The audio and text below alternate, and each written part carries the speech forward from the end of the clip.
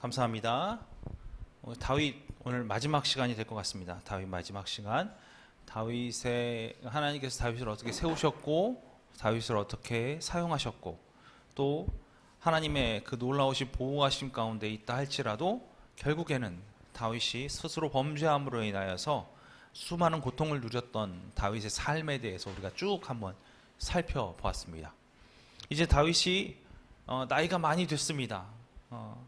다윗은 하나님께서 그의 왕위를 그의 아들 솔로몬에게 넘겨주시기를 원한다는 사실을 구체적으로 알고 있었습니다. 그래서 다윗은 솔로몬에게 그 왕위를 물려주려고 했어요. 문제는 뭐냐면 이럴 때일수록 가장 많이 생기는 문제는 왕위를 쟁탈하려고 하는 세력들이 존재한다는 거예요. 실제 왕이 다음 그 왕을 세울 때까지 이 중간 과정에서 원래 왕이 늙고 힘이 없고 이제 그 권력에서 멀어지고 곧 다른 왕이 세워질 것이라는 그런 소문이 돌기 시작하면 그 다음에 어떤 일이 일어나냐면 그 왕권을 찬탈하기 위한 노력들이 생기는 거예요. 그런데 웃긴 건 뭐냐면 분명히 내가 그 왕위를 이을 만한 사람이다라고 생각되는 사람은 그 생각이 강해질 수밖에 없어요. 내가 왕의 첫째 아들인데 나한테 왕위가 당연히 넘어오는 게 맞지 라고 생각하는 아들들도 있을 수 있다라는 거예요. 오늘 솔로몬은 사실 왕위하고는 상당히 멀리 떨어져 있는 사람입니다. 다윗이 구체적으로 너가 왕이야 라고 선정해 주지 않고서는 그 위에 형제들이 너무 많았기 때문에 누가 내가 왕이 될 거야 라고 얘기하면 어쩌면 다윗이 먼저 죽었다고 한다면 솔로몬이 왕이 될 수 없는 그런 상황에 처해 있을 수 있었어요. 실제로 성경에도 그런 내용들이 나오기 시작합니다.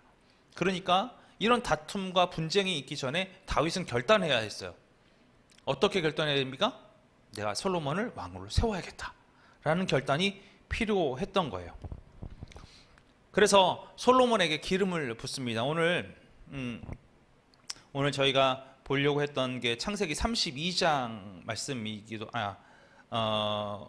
열왕기상 1장에 쭉 나와 있는 내용이기도 한데 1장 39절부터 40절 보니까 제사장 사독이 성막 가운데에서 기름 담은 뿔을 가져다가 솔로몬에게 기름을 부으니 이에 뿔나팔을 불고 모든 백성이 솔로몬 왕은 만세수를 하옵소서 하니라.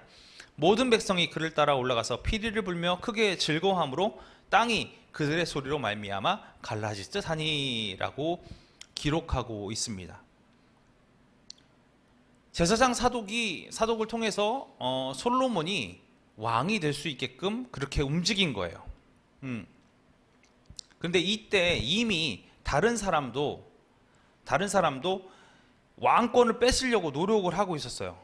이미 왕권을 뺏어야겠다 생각을 하고 있었어요. 그 문제가 있었기 때문에 다윗은 확실하게 솔로몬을 먼저 세워야겠다라고 생각을 하고 기름 부어서 세우게 되는 거죠. 그러면서 다윗은 솔로몬에게 자신이 갖고 있었던 그런 구체적인 부분에 대해서 확실하게 전달을 해줍니다. 어떻게 전달을 하느냐, 책임을 어떻게 넘기느냐, 열왕기상 2장 1절부터 9절 보니까 다윗이 죽을 날이 임박함에 그의 아들 솔로몬에게 명령하여 이르되 내가 이제 세상 모든 사람이 가는 길로 가게 되었노니 너는 힘써 대장부가 되고 내 하나님 여호와의 명령을 지켜 그 길로 행하여 그 법률과 계명과 율례와 증거를 모세의 율법에 기록된 대로 지키라. 그리하면 내가 무엇을 하든지 어디로 가든지 형통할지라. 여기서 중요한 포인트 하나는 뭐냐면 그에게 제일 먼저 한 얘기는 하나님을 잘 붙잡기 위한 가장 중요한 부분이 있어요. 먼저 마음을 굳게 하는 거예요. 다윗이 먼저 솔로몬에게 했던 얘기는 뭐냐면 너는 먼저 대장부가 되라. 이 얘기부터 시작을 합니다. 대장부가 되라는 얘기는 마음을 굳게 하고 용감해지고 튼튼해지고 대장부와 같은 마음을 가져라. 그걸 가지고 내 하나님 여호와의 명령을 지켜서 그 길로 행해서 모든 사람들이 대장부인 너를 따라서 움직일 수 있게끔 만들어라. 그리하면 너와 무엇을 하든지 어디로 가든지 형통하게 될 것이다 라는 거예요. 이게 지도자입니다. 자신만 하나님 정말 잘 믿고 가는 그 사람이 있어요. 물론 그게 되게 중요하죠. 근데 그 사람이 지도자가 되기는 어려워요. 남들 남들 얘기 들으면 거기에 혹 빠져들고 그런 사람들이 많이 있거든요. 그런데 오늘 다윗은 솔로몬에게 넌 대장부가 돼서 세상 사람들을 이끌 수 있는 그런 모습으로 하나님을 잘 섬기는 그 모습을 가지고 나아가라, 이렇게 명령하신 거예요. 다음 볼까요? 여호와께서 내 일에 대하여 말씀하시기를 만일 내 자손들이 그들의 길을 삼가 마음을 다하고 성품을 다하여 진실이 내 앞에서 행하면 이스라엘 왕위에 오를 사람이 내게서 끊어지지 아니하리라 하신 말씀을 확실히 이루게 하시리라. 다윗은 자신이 갖고 있었던 하나님과의 약속에 대해서 구체적으로 솔로몬에게 전달하고 있는 거예요. 분명히 하나님께서 말씀하셨기 때문에 이 왕위가 다윗의 혈통을 통해서 계속 이루어질 것이다 라는 것을 솔로몬에게 확실하게 전달을 하는 거죠. 그러면서도 그 전제 조건이 있죠. 뭐가 있습니까? 그의 아들들이 어떻게 한다고요? 마음을 다하고 성품을 다하고 진실이 내 앞에서 행할 때, 그때 왕위가 끊어지지 않는다는 거예요. 사실 이 부분이 되게 어려운 부분입니다. 저는 잘 믿을 수 있어요. 근데 우리 자녀들이 잘 믿는가? 이 부분은 쉽지 않아요. 어렵습니다. 우리도 강인해 질 필요가 있는 거예요. 이게 지도자입니다. 강하고 담대할 필요가 있는 부분이 여기 있다라는 거죠. 쭉 볼까요? 수르야의 아들 요압이 내게 행한 일, 곧 이스라엘 군대의 두 사령관 넬의 아들 아브넬과 여델의 아들 아마사에게 행한 일을 내가 알거니와 그가 그들을 죽여 태평시대에 전쟁의 피를 흘리고 전쟁의 피를 자기의 허리에 띤 띠와 발에 신은 신에 묻혔으니 내 지혜대로 하여 그의 백발이 평안히 스올에 내려가지 못하게 하라. 하나님을 멀리했던 사람, 하나님을 괴롭게 했던 사람들의 남은 생이 편안하지 못하게끔 해라 라고까지 얘기를 하고 있죠. 마땅히 길르앗 바리셀레의 아들들에게 은총을 베풀어 그들이 내 상에서 먹는 자 중에 참여하게 하라. 내가 내 형 압살롬의 낯을 피하여 도망할 때 그들이 내게 나왔느니라. 나를 도와준 사람들이 있어. 그 사람들은 너가 책임지고 좀 잘 보살펴줘. 그 사람들은 내가 가장 힘들 때 나왔던 사람들이야 라고 알려주고 있는 거죠. 바울은 베냐민 사람 게바의 아들 시므이가 너와 함께 있나니 그는 내가 마하나임으로 갈 때에 악독한 말로 나를 저주하였느니라. 그러나 그가 요단에 내려와서 나를 영접함으로 내가 여호와를 두고 맹세하여 이르기를 내가 칼로 너를 죽이지 아니하리라 하였노라. 그러나 그를 무죄한 자로 여기지 말지어다. 너는 지혜 있는 사람이므로 그에게 행할 일을 알지니 그의 백발이 피 가운데 스올에 내려가게 하라 라고 얘기하고 있어요. 피 가운데 스올에 내려가게 하라. 결국 그 솔로몬의 이 지혜는 우리가 솔로몬 때 다시 한번 보긴 하겠지만 솔로몬이 참 지혜 있게 행해서 그가 스스로 그 법률을 어기게 만들어서 그 법률에 따라 처형당하게 만드는 그 과정을 솔로몬 스스로가 만듭니다. 하나님의 지혜가 그렇게 뛰어난 거죠. 오늘 우리가 본 것 중에서 제일 중요한 건 뭐냐면 2절에서 4절까지 말씀인데 대장부가 되라. 그 다음 뭐 어떻게 하라는 거예요? 내 하나님 여호와의 명령을 지키라. 그 길로 행하라. 그 법률과 계명과 율례와 즐거울 모세의 율법에 기록된 대로 지키라. 그리하면 네가 무슨 일을 하든지 형통하게 될 것이다 라는 부분이에요. 이 부분은 하나님과의 관계성에 관한 부분입니다. 하나님과의 어떤 관계를 갖고 살아야 하느냐, 이 부분에 관해서 구체적으로 우리에게 알려주고 있는 부분이 바로 2절에서 4절까지. 다윗은 다른 그 무엇보다도 맨 처음에 지도자로서 하나님을 잘 섬기는 사람의 모습이 어떤 것인지에 대해서 구체적이고 확실하게 솔로몬에게 전달하는 그 책임을 이양해 주는 그런 일을 했던 겁니다. 자, 결국은 다윗은 죽습니다. 열왕기상 2장 10절에서 11절 보니까 다윗이 그의 조상들과 함께 누워 다윗성에 장사되니 다윗이 이스라엘 왕이 된 지 40년이라. 헤브론에서 7년 동안 다스렸고 예루살렘에서 30년 동안 다스렸더라. 자, 하나님이 세우신 두 번째 이스라엘의 왕으로서 처음으로 헤브론에서 누구를 다스렸죠? 7년 동안 유다 지파를 다스렸죠. 그리고 모든 지파가 나와서 예루살렘에서 33년 동안 이스라엘 다스렸습니다. 그리고 어디에 묻혔습니까? 이스라엘에 묻혔습니다. 예루살렘에 묻혔습니다. 자, 여기까지 다윗의 일생에 대해서 쭉 함께 보았습니다. 참 파란만장한 사람인 건 확실한 것 같아요. 하나님만을 의지했던 과정들이 너무 많이 나왔고 중간에 아주 극악으로 지금의 어떠한 사람으로 보더라도 극악의 범죄를 2번이나 저질렀고 이 2번이나 저지른 이 극악의 범죄를 숨기려 했지만 하나님은 그 범죄를 명확하게 보고 계셨죠. 그리고 결국에는 자신의 노년에 자신의 아들에게 쫓기기도 하고 솔로몬에게 왕위를 넘겨주는 그런 일도 하게 되고 결국엔 예루살렘에서 마지막 숨을 거두게 됩니다. 자, 신약 성경에서 다윗에 대해서 어떻게 말하고 있는가? 신약 성경에서 다윗을 무지하게 많이 언급하고 있습니다. 신약 성경에서요 무려 57번이나 다윗을 언급합니다. 신약 성경 전체를 통해서. 그런데 저는 그 중에서 예수님과 연결되어 있는 다윗 부분에 대해서 우리가 좀 살펴보고자 할 거예요. 예수님과 연결되는 몇 가지. 첫 번째, 예수님은 다윗의 자손이다. 맞죠? 다윗의 자손이죠. 그 얘기가 계속 나와요.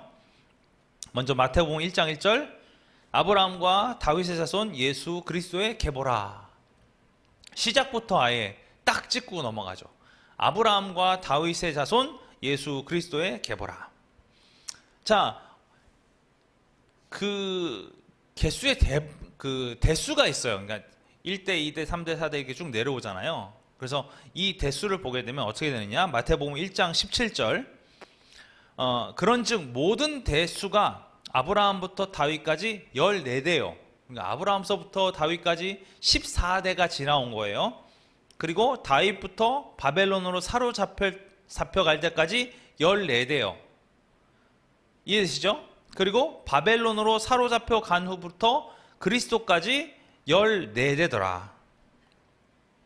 그럼 총 몇이죠? 42대가 되는 거예요. 42대. 아브라함서부터 다윗까지, 다윗에서 바벨론 잡혀갈 때까지, 그리고 거기서부터 예수님까지 또 14대. 그래서 총 42대가 된다. 아브라함부터. 그거 알고 계시면 될 것 같아요. 자, 예수님은 계속해서 다윗의 후손으로 불렸습니다. 사람들이 그를 부를 때, 예수님을 부를 때 다윗의 후손이라는 부분에 대해서 명백했어요. 사실 예수님이 더 유명해야 되잖아요. 하나님의 아들 예수 그리스도 이렇게 얘기하는 게 원래 맞는데 그들의 눈에는 인간적인 부분이 더 많이 보여지는 거예요. 이스라엘 백성들의 눈에는. 그리고 이새의 뿌리에서 우리를 구원할 메시아가 온다는 성경 구절이 있기 때문에 분명하게 이 메시아를 찾는 그 뿌리를 어디로 가져가냐? 다윗으로 가져온 거예요. 다윗으로. 그래서 다윗의 혈통 중에 메시아가 있겠구나. 지금 이렇게 놀랍게 활동하는 이 예수 그리스도는 다윗의 혈통이겠구나 라고 생각을 한 거예요. 그래서 계속 다윗의 후손으로 불립니다. 마태복음 9장 27절 말씀. 예수께서 거기서 떠나가실 때 두 맹인이 따라오며 소리질러 이르되 다윗의 자손이여 우리를 불쌍히 여기소서 하더라. 맹인은 뭐 배운 게 아니잖아요. 그쵸? 배운 게 아니에요. 여러분 제일 귀머거리는 벙어리가 되기 쉽고요. 귀머거리는 벙어리가 되기 쉽습니다. 맹인은 남들에게 들려지는 소리들을 가지고 공부를 할 수 있어요. 맹인은 자신이 무엇을 봐서 공부할 수는 없어요. 그러니까 맹인에게 하얀색이 무엇이고 빨간색이 무엇이고 이건 가르칠 수가 없는 학문이 되는 거예요. 보는 것에 관련된 학문은. 그러니까 그가 알 수 있는 건 뭐냐? 남들이 얘기하니까 들리니까 그거대로 그냥 생각을 하는 거죠. 누군가가 그랬을 겁니다. 아마 분명히. 예수님이 있는데 다윗의 자손이래. 그러니까 그 생각을 가지고 가는 거예요. 맹인들은 아무것도 모르고 불러 외치는 겁니다. 다윗의 자손이여 우리를 불쌍히 여기소서. 똑같이 마태복음 12장 23절. 무리가 다 놀라 이르되 이는 다윗의 자손이 아니냐 하니 이렇게 얘기하고 있어요. 이때 언제냐면 귀신 들린 자를 내쫓았어요. 귀신 들린 자를 내쫓았더니 그랬더니 어떤 일이 벌어집니까? 그 옆에 있던 사람들이 이는 다윗의 자손이 아니냐. 이걸 뒤집어 얘기하면 이는 메시아 아니냐 이 얘기예요. 이해가 되시죠? 왜냐하면 지식을 갖고 있는 사람들은 메시아가 어느 혈통에서 온다는 거 알고 있어요? 다윗의 자손에게 있다는 거 알고 있어요. 그러니까 귀신을 쫓아내니까 갑자기 느닷없이 이는 다윗의 자손이 아니냐 이렇게 얘기하는 거죠. 마태복음 15장 22절 가나안 여자 하나가 그 지경에서 나와서 소리질러 이르되 주 다윗의 자손이여 나를 불쌍히 여기소서 내 딸이 흉악하게 귀신 들렸나이다 하되. 똑같은 겁니다. 다 똑같은 개념으로 이야기하고 있는 거예요. 이 성경이 쓰여질 당시에 이거 좀 나중에 얘기하고요. 계속 넘어가죠. 20장 30절 맹인 두 사람이 길가에 앉았다가 예수께서 지나가신다 함을 듣고 소리질러 이르되 주여 우리를 불쌍히 여기소서 다윗의 자손이여 하니. 똑같은 얘기가 나오고 있습니다. 21장 9절 앞에서 가고 뒤에서 따르는 무리가 소리질러 이르되 호산나 다윗의 자손이여 찬송하리로다 주의 이름으로 오시는 이여 가장 높은 곳에서 호산나 하더라. 누가복음 1장 32절과 33절 그가 큰 자가 되고 지극히 높으신 이의 아들이라 일컬어질 것이요 주 하나님께서 그 조상 다윗의 왕위를 그에게 주시리니 영원히 야곱의 집을 왕으로 다스릴 것이며 그 나라가 무궁하리라. 이거 누가 한 얘기냐면 가브리엘이 한 얘기예요. 천사장 가브리엘이 한 얘기입니다. 이미 다 알고 있기 때문에 천사장은 뭐라고 처음에 얘기합니까? 맨 처음에 뭐라고 얘기해요? 지극히 높으신 이의 아들이라. 하나님의 아들이라 일컬음을 받게 될 것이고 다윗의 왕위를 그에게 주시게 될 것이다 라고 얘기하고 있는 거예요. 사도행전 13장 22절 23절까지의 말씀은 바울이 정말 명확하게 이 부분에 대해서 확실하게 얘기해 주는 거예요. 패하시고 다윗을 왕으로 세우시고 증언하여 이르시되 내가 이새의 아들 다윗을 만나니 내 마음에 맞는 사람이라 내 뜻을 다 이루리라 하시더니 하나님이 약속하신 대로 이 사람의 후손에서 이스라엘을 위하여 구주를 세우셨으니 곧 예수라. 아예 명확하게 찝어주고 있죠. 명확하게 찝어주고 있어요. 그러니까 다윗을 왕으로 세우시고 나서 이새의 아들 다윗을 만나서 이 사람을 통하여서 계속해서 내 뜻을 이루겠다 약속하시더니 결국에는 그 후손으로 이스라엘을 위하여 한 사람이 세워졌는데 그 사람이 누구라고요? 그 사람이 예수다 라고 바울은 아예 전통적으로 내려오고 있는 내용과 지금 현재의 예수 그리스도를 이어주는 역할을 하고 있는 거예요. 로마서 1장 3절에 그의 아들에 관하여 말하면 육신으로서는 다윗의 혈통에서 나셨고 라고 얘기하고 있어요. 명확하게 다 짚고 있는 거죠. 제가 이제 아까 중간에 얘기하려다 멈췄던 부분이 이 부분입니다. 당시에 함부로 이 사람은 메시아다 라고 얘기 못하게 했어요. 당시에는 누가 권력을 잡고 있는 상황입니까? 사도행전 이전 마태복음서부터 사복음서 예수님이 이 땅에 계시는 그동안은 누가 권력을 잡고 있는 시간이었죠? 첫 번째 군사 정치적으로는 로마가 잡고 있었고요. 종교적으로는 대제사장, 사두개인 다 그 친구들이 다 잡고 있던 거예요. 이게 권력의 메인이에요. 권력의 메인. 이 권력의 메인인데 밑에서부터 이 사람이 메시아입니다 라고 얘기가 되면 그러면 그 권력에 공격을 받을 수가 있어요. 그래서 사복음서 안에서는 메시아라는 이야기가 잘 안 나옵니다. 사복음서 안에서는 메시아라는 이야기가 잘 나오지 않아요. 구체적이고 확실하게 이 사람은 메시아다라고 언급하는 부분들은 과거에 있던 이야기를 끌어오는 부분이거나 천사들이 얘기하는 부분에서만 나와요.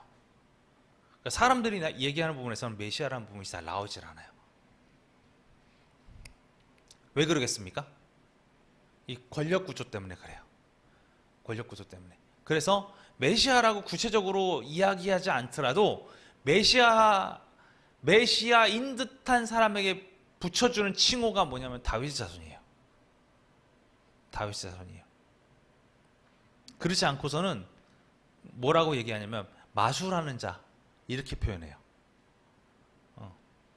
마술사 이렇게 표현하고 있거든요. 성경은 확실히 구분해서 얘기합니다.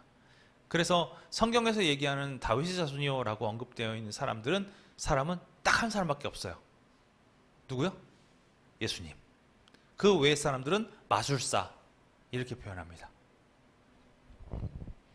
자, 요한은 지금 저희가 본 거는 이제 쭉 이스라엘 백성들과 바울이 한 얘기에 들었어요.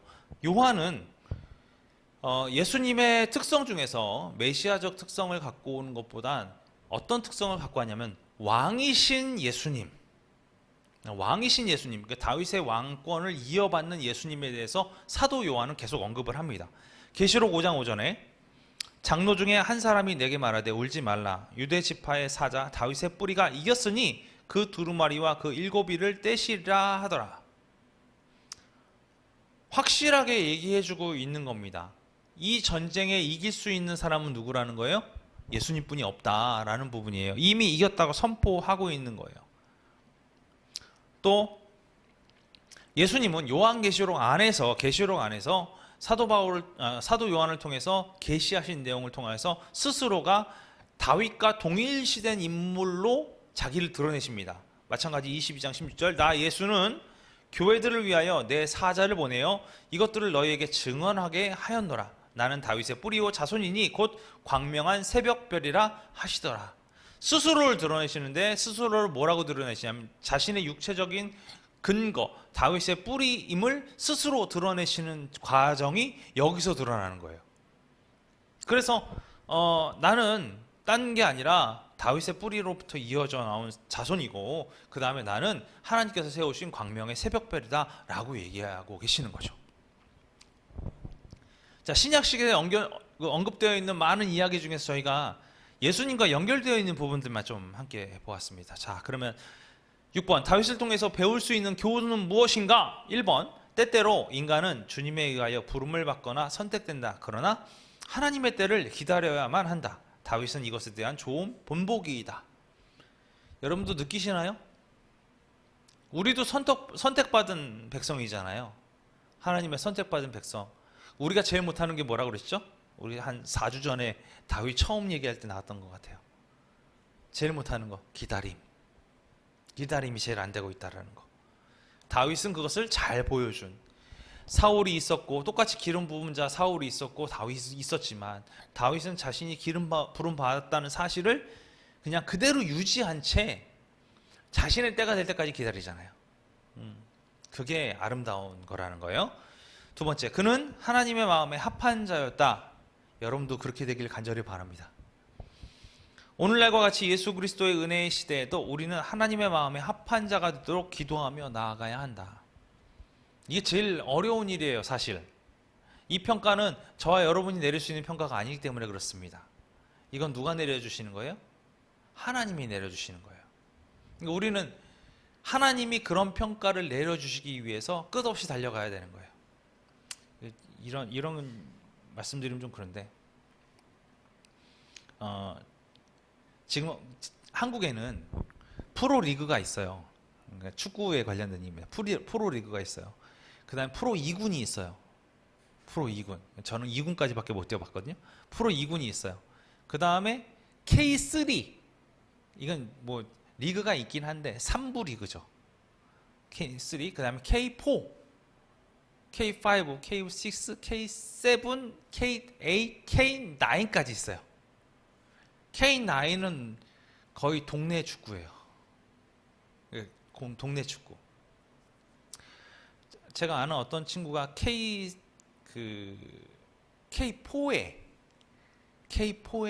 도전을 하는 거예요.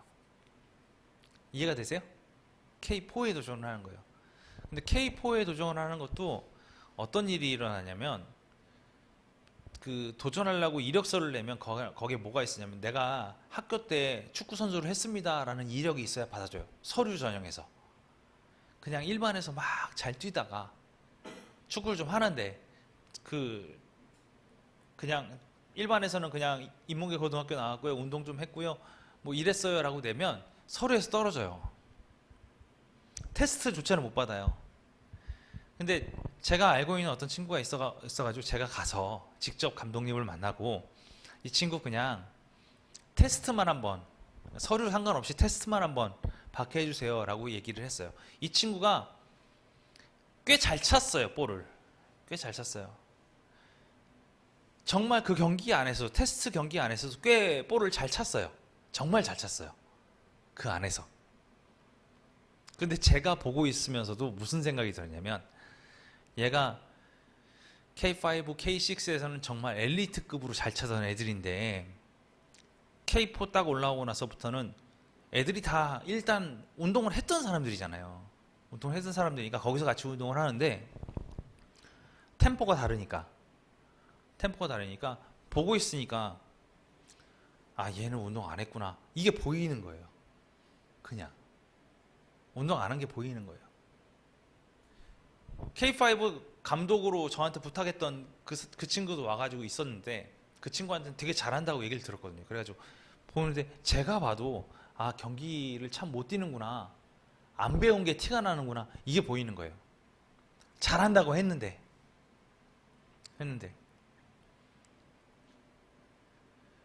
우리는요 다른 게 아닙니다. 우리가 지금 멈추면 우리는 계속 후퇴할 수밖에 없어요. 지금 멈추면. 이 친구를 제가 그렇게 세워놓고 나서 결국엔 감독한테 부탁을 해서 한 달만 보게 해달라고 해서 한 달 동안 얘가 그 팀에서 같이 훈련을 하거든요. 훈련을 하고 이제는 우리가 떠나야 돼요. 이제 이 K3 감독님께서 K4 감독님께서 얘를 쓴다 그러면 이제 이 팀 선수가 되는 거지만 안 되면 빠져나가는 거니까 너 안 되겠다 그냥 가라 그러면 끝나는 거거든요. 우리가 평가를 받으려면 그만큼 노력해야 돼요. 우리가 수준이 되려면 그만큼 노력해야 돼요. 이게 인간의 모습입니다. 하나님의 마음에 합하기 위해서는 하나님께서 무엇을 원하고 계시는지를 알아야 돼요. 그게 제일 중요한 일입니다. 다윗의 생애를 우리가 쭉 같이 봤잖아요. 제가 다윗의 생애를 보면서 가장 많이 느꼈던 건 뭐냐면 다윗은 only one, 하나님만 바라보고 있었어요. 초창기 때문에 하나님만 바라보고 있었거든요. 그 모습이 우리한테 있으면 하나님의 마음에 합한 자가 될 수가 있어요. 우리의 마음에 그런 마음이 좀 있어야 됩니다. 자, 3번. 그는 왕위를 차지하는 것에 대해서 인내했다. 그의 인내를 배우자. 인내 배워야 합니다. 4번. 하나님이 다윗에게 행하신 약속은 무조건적이며 절대적이다. 이를 토대로 예수님은 다시 오실 것이며 다윗의 보좌 위에 계실 것이다. 아멘. 약속은 깨지지 않습니다. 하나님은 실시하시거든요. 절대 깨지지 않습니다. 5번. 그 예언은 그리스도에 대한 확실한 예언이다. 성경의 예언들은 우리에게 영감을 주며 용기를 주므로 예언적인 말씀들을 버려서는 안 된다. 가끔 예언적인 말씀에 대해서 무시하는 사람들이 있어요. 그런 사람들이 있어요. 근데 무시하는 거하고 믿지 않는 거하고는 좀 다른 케이스예요. 우리는 확실하게 하나님께서 하신 약속을 하나님 스스로가 분명히 이루신다는 사실을 믿어야 합니다. 믿어야 합니다. 무시할 수는 있어요. 그런 예언들은 아니야 라고 무시할 수는 있어요. 근데 마음속으로 믿어야 합니다. 이거의 대표적인 케이스가 누군지 아세요? 이거의 대표적인 케이스 요셉이 그랬죠. 요셉이 어떻게 했습니까? 꿈의 사람 누구가 나타났죠? 그의 아들? 예? 꿈의 사람 요셉이 그의 아버지 야곱에게 뭐라 그래요? 볕다니 절하고 뭐하고 할 겁니다 라고 얘기하잖아요. 야곱이 야씨 말도 안 돼 가! 혼내고 나서 뭐라 그래요? 마음에 품었다 이 얘기를 하는 거예요. 이루세요. 분명히 이루실 거예요. 성경에 있는 모든 일을 다 이룰 수는 있습니다. 그러나 믿으십시오. 마음속으로 믿으십시오. 6번. 다윗은 본질상 아담의 후손이다. 그는 범죄했으나 하나님은 그래도 그를 사용하셨다. 그는 위대해 보이나 본질적으로 우리와 같은 자였다. 우리 역시 범죄합니다. 우리 역시 죄를 저지릅니다. 그러나 다윗은 다른 무엇보다도 우리가 쭉 봐왔잖아요. 하나님만 붙잡고 나가는 그 힘이 있었어요.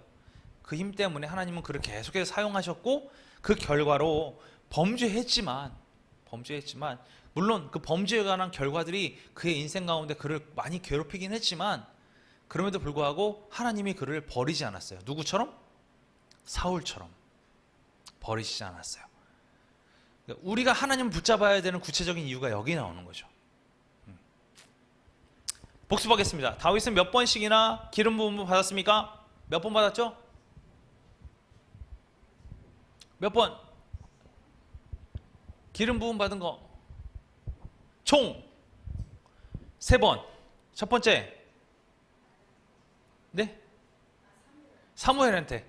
첫 번째 사무엘한테 다윗의 집에서 왕으로 기름 부음 받은 게 첫 번째 있었죠. 두 번째.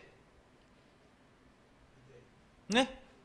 헤브론에서 유다를 다스리는 왕으로 세워지기 위해서 기름 부음 받았죠. 세 번째. 아니요, 헤브론에서 모든 백성들이 찾아와서 나단 선지자가 기름 부음 받아서 모든 이스라엘의 왕이 되는 기름 부음 받았습니다. 그러고 나서 다윗이 올라가서 다윗성을 이제 획득하죠. 네. 2번. 그는 얼마 동안 통치했습니까? 헤브론에서 7년 혹은 7년 반. 예루살렘에서 33년, 총 40년입니다. 다윗은 언제 왕위에 올랐습니까? 네? 다윗은 몇 살 때? 40세. 네. 다윗은 40세에 왕위에 올랐습니다. 그것 어디서 왕위에 올랐죠? 헤브론에서 왕위에 올랐습니다. 여기서 올랐던 이 헤브론에서 올랐던 왕은 유다를 다스리기 위해서 올랐던 그 시점입니다. 그때 40세입니다. 자, 다윗에게 행하신 언약이 당신에게 주는 의미는 무엇입니까? 다윗에게 언약을 주셨어요. 그 언약이 우리에게 주는 의미는 무엇일까요? 신약 성경에 보면 다윗의 혈통대로 그 혈통을 따라서 누가 오신다고요? 예수님이 오시고, 예수님을 통해서 우리는 구원받고,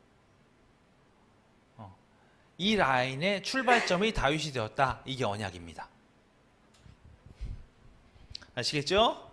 자, 5번. 다윗의 큰 범죄는 무엇이었습니까? 1번. 첫 번째, 밧세바와의 동침.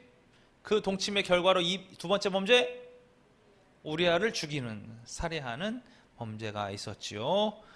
자, 6번. 다윗에게 충고한 영적 지도자는 누굽니까? 지혜로운 선지자 나단 선지자가 있었습니다.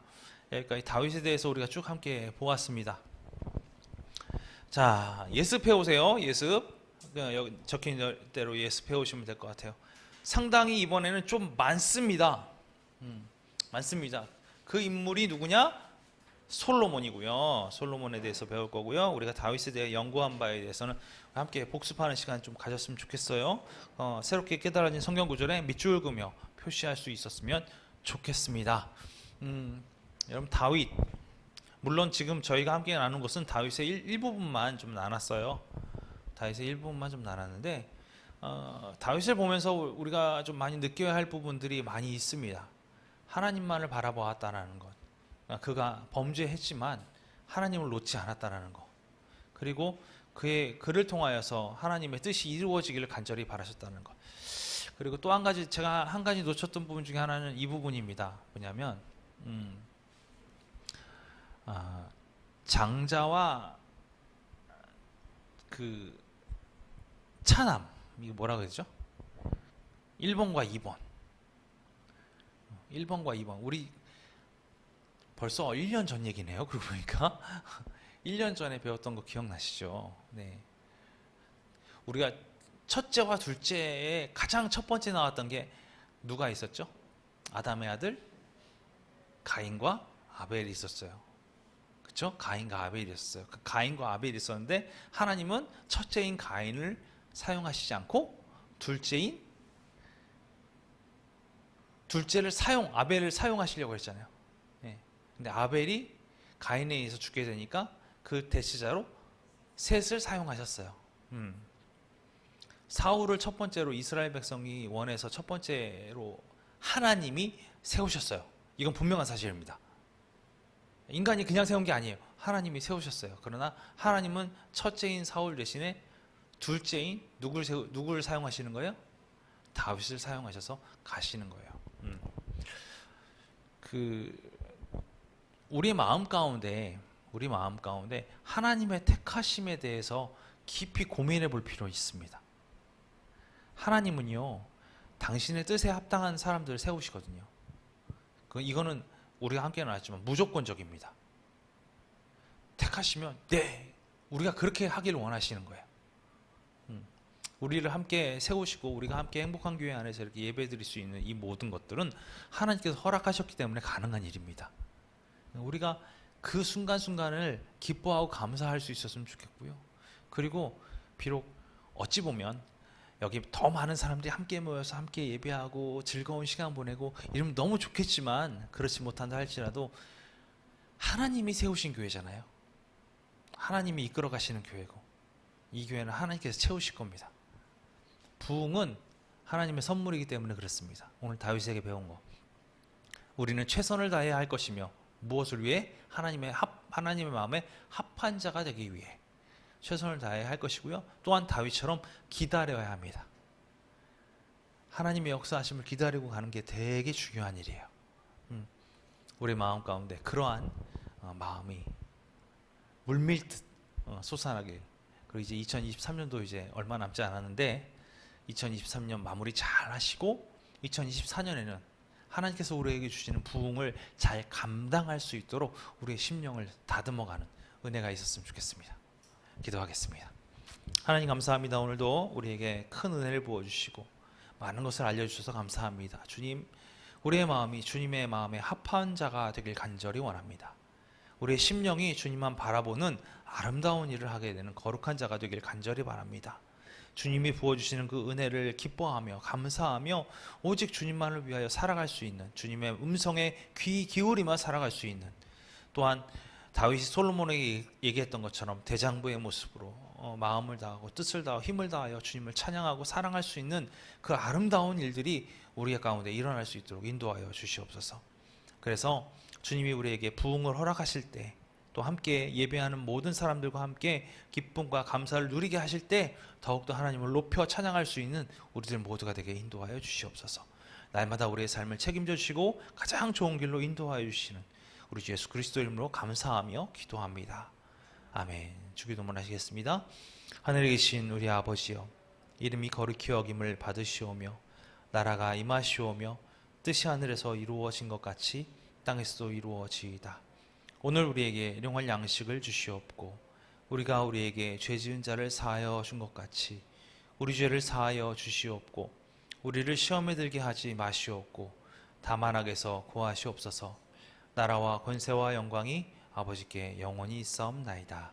아멘.